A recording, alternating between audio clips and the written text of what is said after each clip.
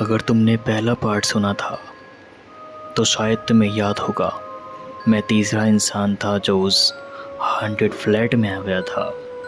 उस रात के बाद मैंने तय किया कि मैं वहाँ कभी नहीं जाऊँगा और वो जगह छोड़ दूँगा, लेकिन उस फ्लैट ने मुझे कभी छोड़ना नहीं चाहा। अगली सुबह जब मैं पैकिंग कर रहा था, मेरा फ़ोन बार बार वाइब्रेट हो रहा था। कोई अनजान नंबर से मुझे बार बार कॉल कर रहा था। फ़ोन उठाया पर कोई आवाज़ नहीं, सिर्फ एक साउंड, लिफ्ट की टिंग की, और उसके बाद एक औरत की हल्की सी फुफकार, बेसमेंट में उतरो। मुझे लगा कोई प्रैंक कर रहा है।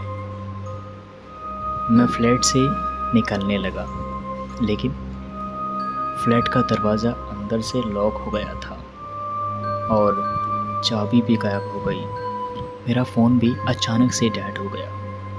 मैं समझ गया अब मैं फंस चुका हूँ, और वैसे भी रात के 3 बजने वाले हैं। दोबारा से लिफ्ट की वही आवाज़ आई। मैं डर के बावजूद लिफ्ट के पास गया और इस बार लिफ्ट पहले से ही बेसमेंट में रखी हुई थी। दरवाज़ा खुला, वहाँ पर अंधेरा, लेकिन फ्लोर पर कुछ लिखा था लाल रंग से, जिसने सच जाना वो बच नहीं पाया।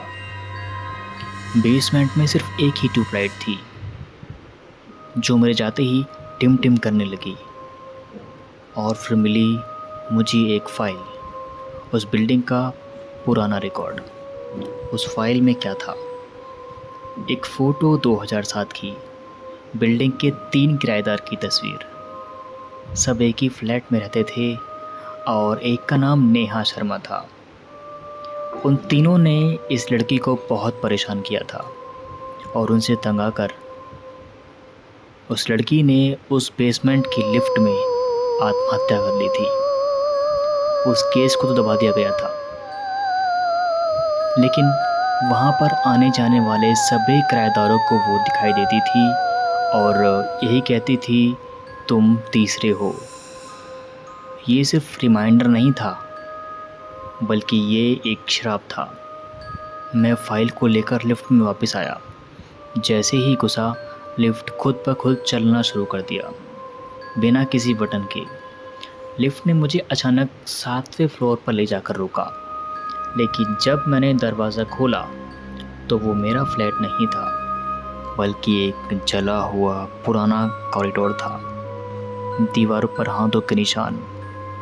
एक शीशे में जब मैंने खुद को देखा तो मैं खुद को देख ही नहीं पा रहा था, क्योंकि वहाँ मैं नहीं था, सिर्फ नेहा शर्मा थी, सफ़ेद साड़ी में मेरी तरफ देखते हुए और एक हल्की सी मुस्कान के साथ। उसने एक लाइन बोली, अब चौथा कौन होगा आयान?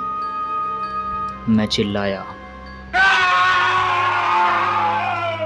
सब कुछ अंधेरे में डूब गया। अगली सुबह मैं बिस्तर पे था। सब कुछ नॉर्मल लग रहा था, लेकिन जब मैंने शीशे की तरफ देखा तो वहाँ मैं नहीं था, सिर्फ नेहा थी। क्या मैं अब भी यहाँ पर हूँ या मेरी रूह लिफ्ट में फंस गई है? ये तुम तय करो। मेरे अगले पार्ट को जानने के लिए मेरे वीडियो को सब्सक्राइब करें, शेयर करें और कमेंट करके बताएं कि आगे कहानी में क्या होने वाला है।